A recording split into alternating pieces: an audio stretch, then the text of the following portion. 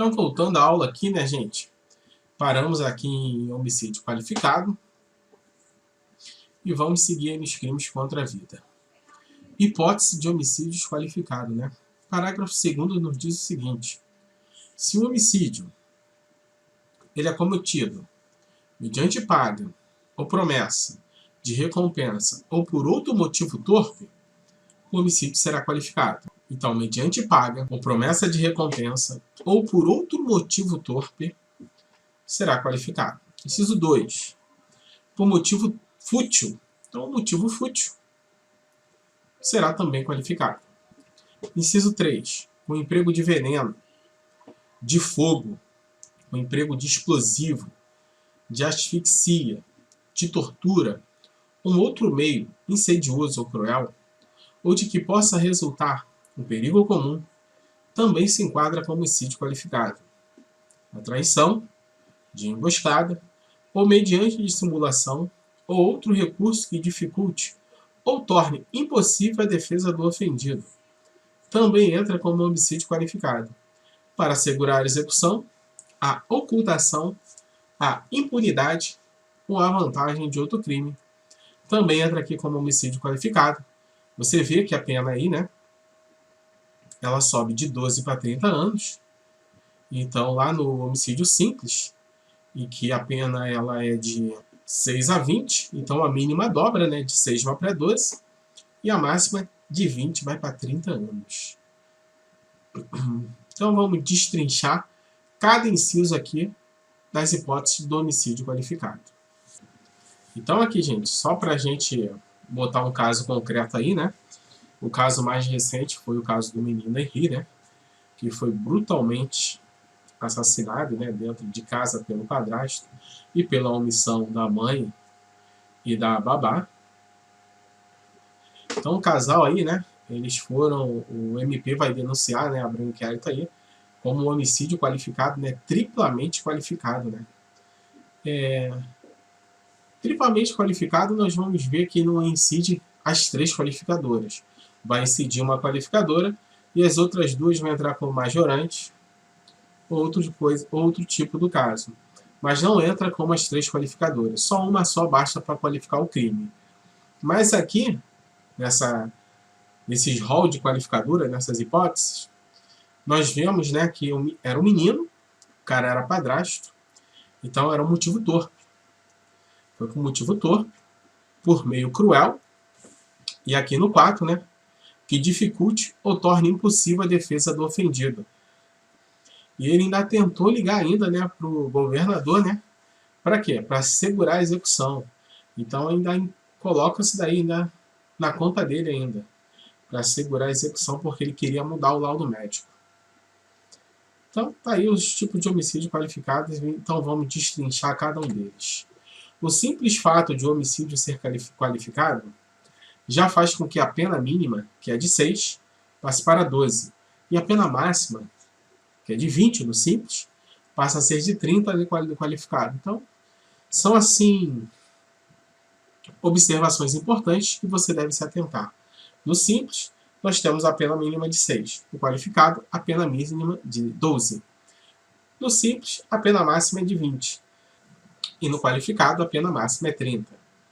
Então, nós temos aqui no inciso 1º, né, mediante paga, ou promessa de recompensa, ou por outro motivo torpe. Então, mediante paga, ou promessa de recompensa, né, é aquele cara que contrata, né, um sicário, um matador, para poder fazer algo que ele não teria coragem de fazer. Então, é um assassino pago para realizar um serviço que o cara não teria coragem de fazer ou não quer sujar as mãos, né? Mediante paga ou promessa de recompensa. Motivo torpe. Motivo torpe é o vil, é o repugnante, é o abjeto, é o moralmente reprovável, né? É aquele motivo vil, né? Aquele motivo moralmente reprovável. Matar um parente para ficar com sua herança. Foi o caso de Susana Richthofen, né? Ela deixou os irmãos lá, né, entrarem no imóvel e fazer com que seus pais fossem brutalmente assassinados justamente para poder ficar com a herança. Então, foi por motivo torpe. Qual foi o motivo ali dela para que os pais foram assassinados? Para ficar com a herança. Motivo torpe. Qual foi o motivo do Dr. Jairo ter matado a criança? Motivo torpe. Motivo torpe. Fundamenta-se a maior quantidade de pena pela violação sentimental, comum de ética e de justiça. Fundamenta-se a maior quantidade de pena pela violação sentimental, comum e de ética e de justiça. O mandante pode ser acusado por um homicídio privilegiado ou qualificado. Então o mandante, né, ele entra aí tanto no qualificado quanto no privilegiado, vai depender do caso concreto. Então, quando há uma pessoa, né, age por relevante valor moral e contrata B, um sicário aí, né, um assassino pago, para fazer o serviço, porque A, ele não tem a habilidade para realizar aquele assassinato, aquele ato. Então ele contrata B para poder fazer aquela sujeira. Então, ele contrata B para fazer um homicídio por valor moral, por relevante valor moral. Então vai entrar tanto no privilégio quanto no qualificado. Por que no qualificado? Porque ele contratou alguém, mediante pago ou promessa de recompensa, para poder tirar, ceifar a vida de outra pessoa. Observação: a vingança por si só não qualifica como motivo torpe. Então um cara foi lá, né, matou outro, foi por vingança. A vingança por si só, ela não qualifica o motivo torpe. Foi por matei por vingança. Vai ser homicídio qualificado por motivo torpe. Não. A vingança por si só não qualifica como motivo torpe. Vamos cravar essa informação importante, né? A vingança por si só não qualifica como motivo torpe. Aí, né? A vingança não caracteriza automaticamente a torpeza. Será ou não torpe, dependendo do motivo que levou o indivíduo a vingar-se de alguém. Então, a vingança por si só, ela não vai qualificar aquele homicídio como homicídio torpe, vai depender do caso concreto, né? O qual reclama a avaliação do caso concreto. O ciúme também não é considerado motivo torpe. Matei por ciúme. O ciúme, por si só, ele não é considerado motivo torpe. Quem mata por amor, embora criminoso, não pode ser taxado de vil ou ignóbil, né?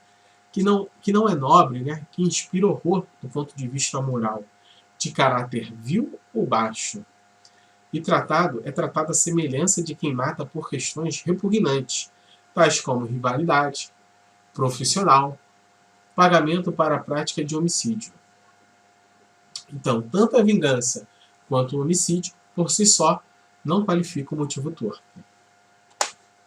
Questão: no crime de homicídio, a prática do homicídio, mediante paga ou promessa de recompensa, ou por outro motivo torpe, são circunstâncias que, apesar de não qualificar o crime, caracterizam-se como causas de aumento de pena.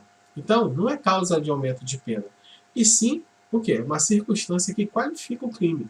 Então, logo a questão está errada. Por quê?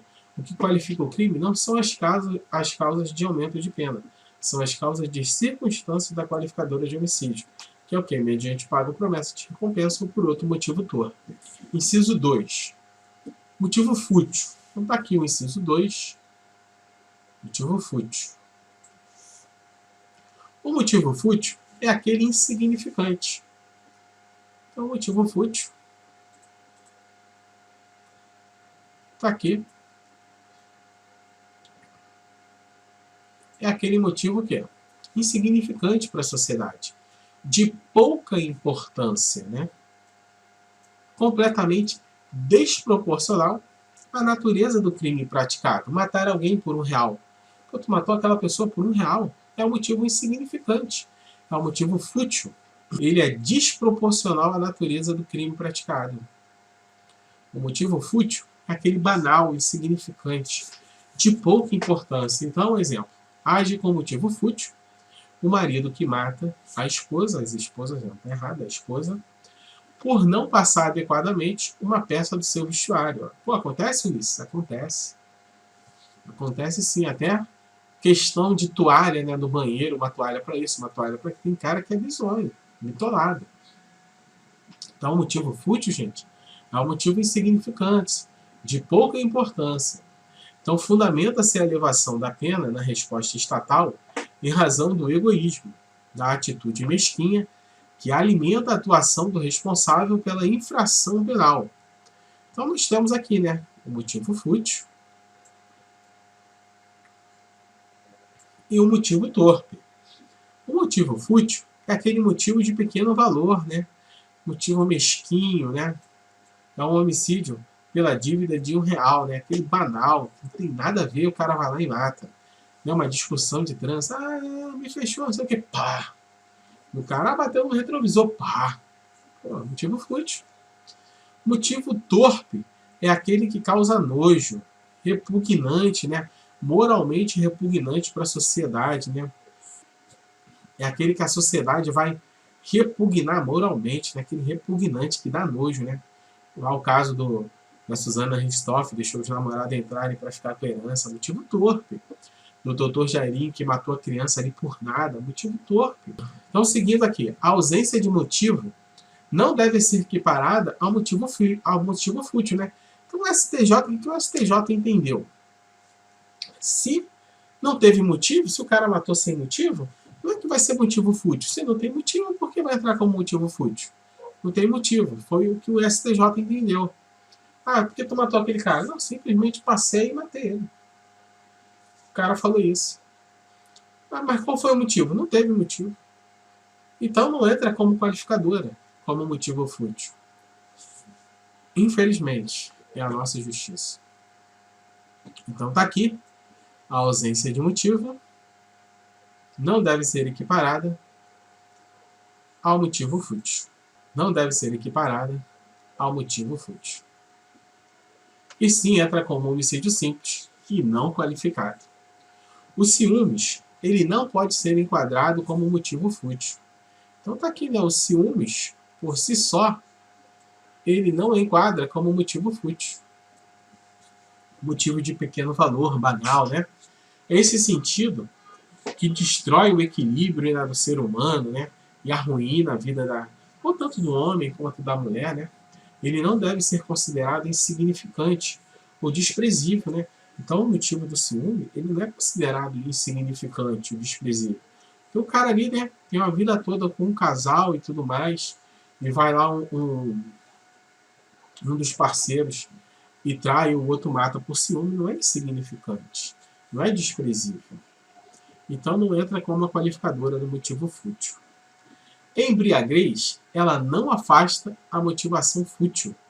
A embriaguez, ela não afasta a motivação fútil. Então tá aqui. A embriaguez causada pela ingestão voluntária, o cara bebeu consciente, não é incompatível com a qualificadora do motivo fútil.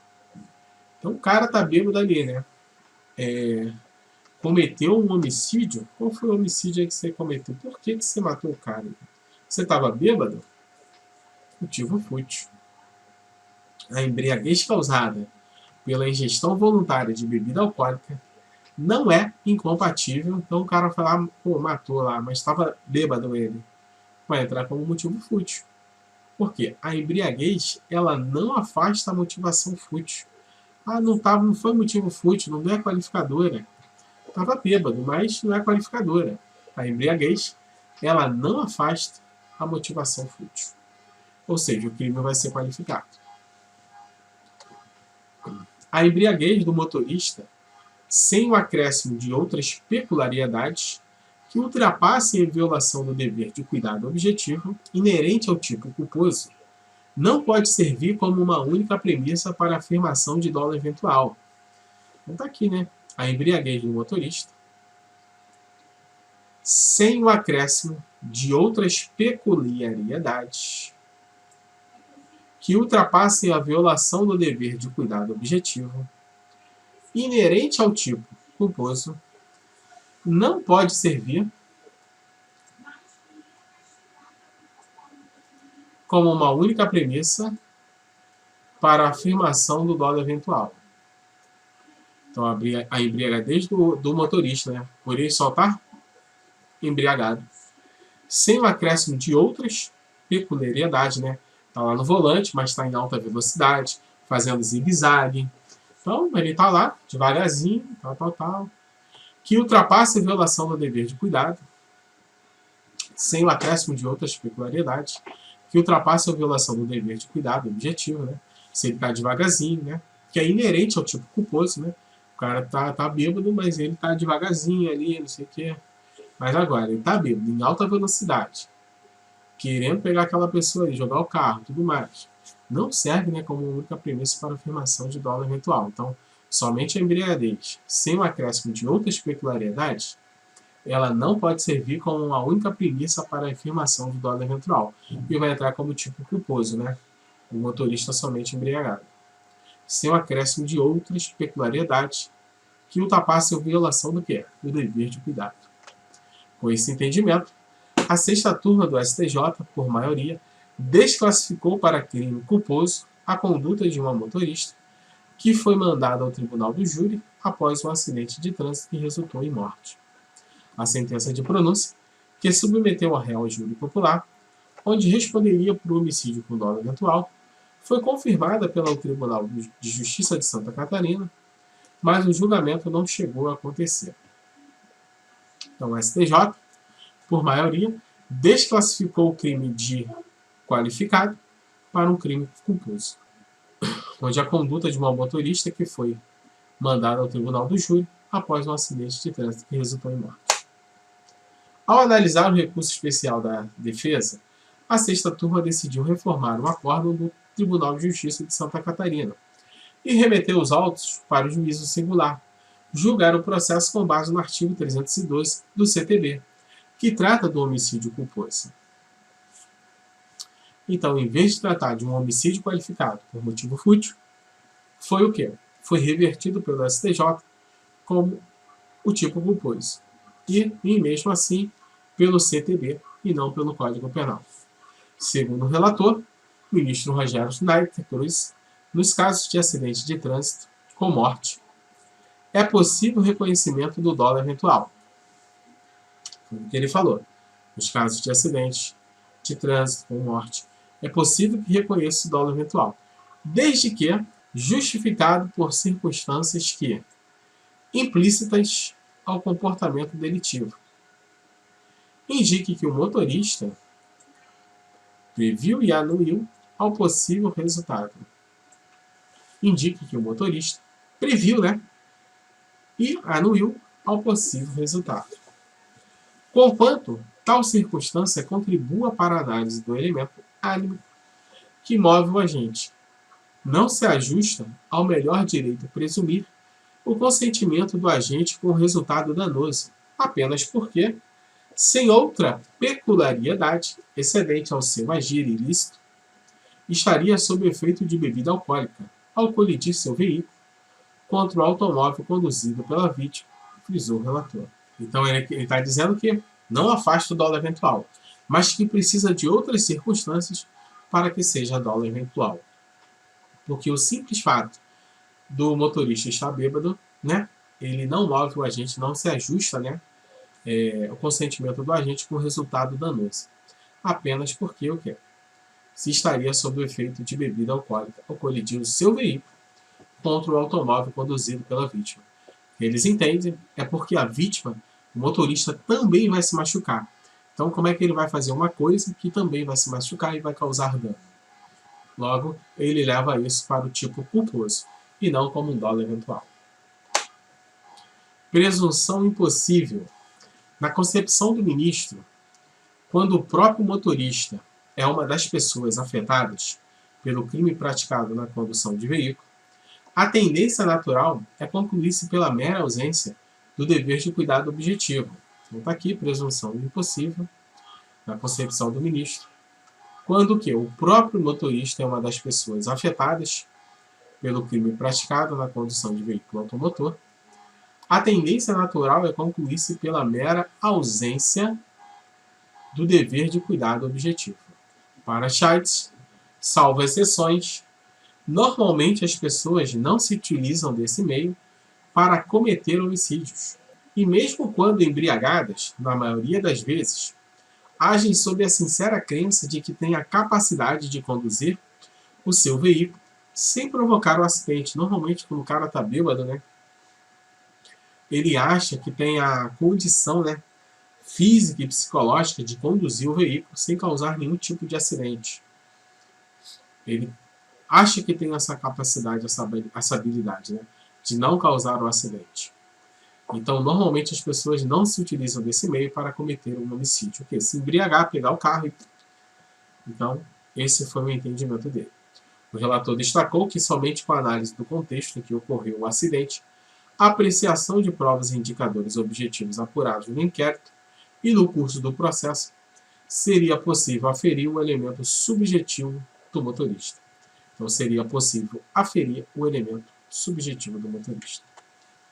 No caso em análise, o ministro destacou que, apesar de a primeira instância do Tribunal de Justiça de Santa Catarina apontar em tese para o dolo eventual, então o que o tribunal pensou? O tribunal pensou assim: não, é dolo eventual, ele agiu com dolo, devido ao possível estado de embriaguez da recorrente. Não é admissível a presunção, quando não existem outros elementos delineados nos autos, de que ela estivesse dirigindo de forma a assumir o risco de provocar um acidente sem se importar com o eventual resultado fatal do seu comportamento. Segundo o relator, as instâncias ordinárias partiram da premissa de que a embriaguez ao volante, por si só, já justificaria considerar a existência de dolo eventual. Então, as instâncias ordinárias partiram da premissa de que o cara somente está embriagado já justifica a existência de dolo eventual.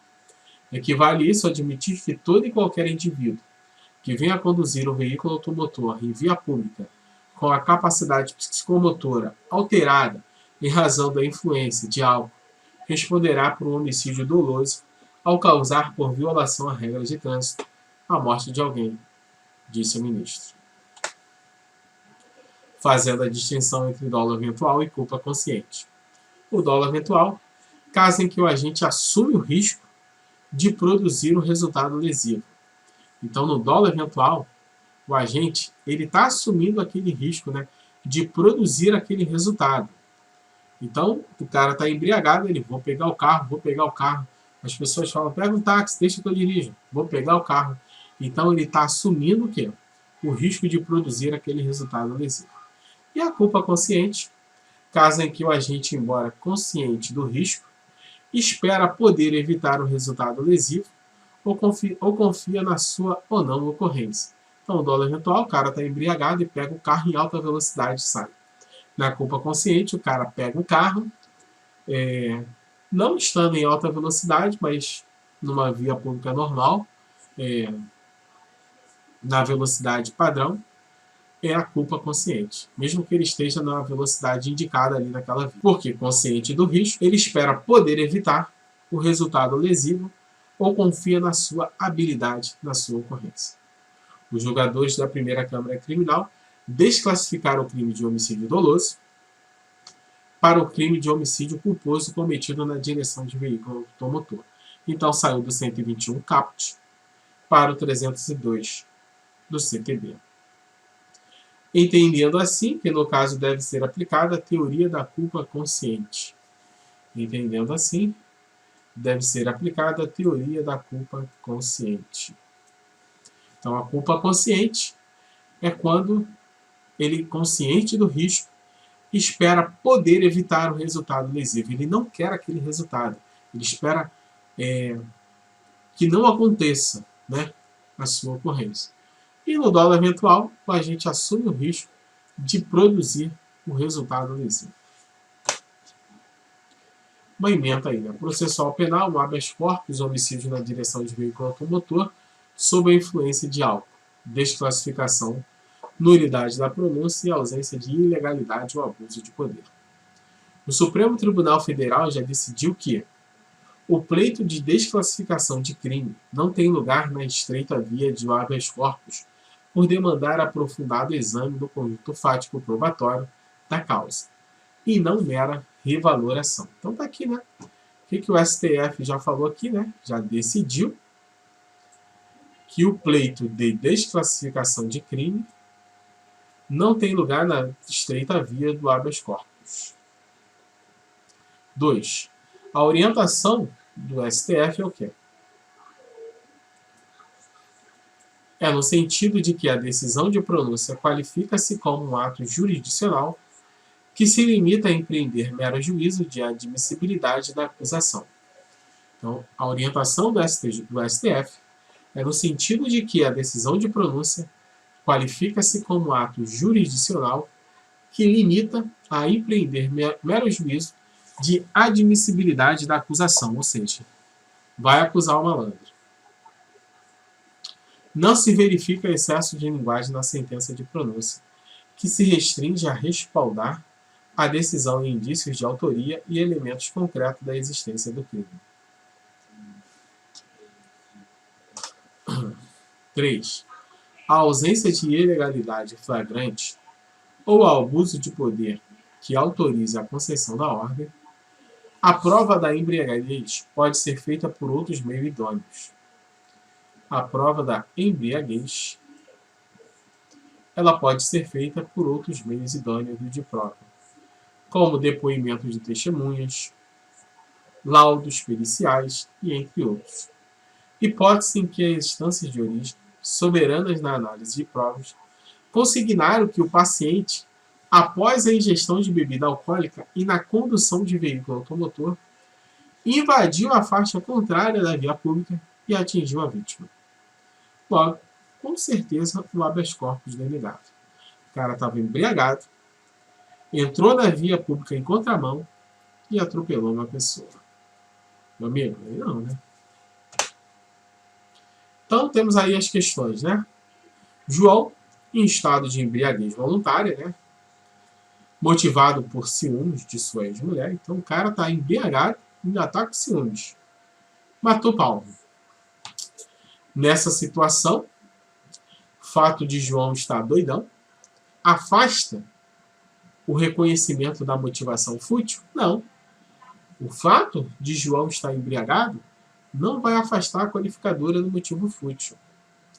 Haja vista que a embriaguez reduziu a capacidade de entender o caráter ilícito de sua conduta errada, né? O fato de João estar embriagado não vai afastar a qualificadora do motivo fútil, tá bem, gente? Pegou aí essa observação importantíssima? Então, o fato da pessoa estar embriagada não vai afastar a qualificadora do motivo fútil. Outra questão. Em relação à qualificadora do motivo fútil no crime de homicídio, não encontra significativo amparo doutrinário jurisprudencial a tese de que não se confunde com a ausência de motivos.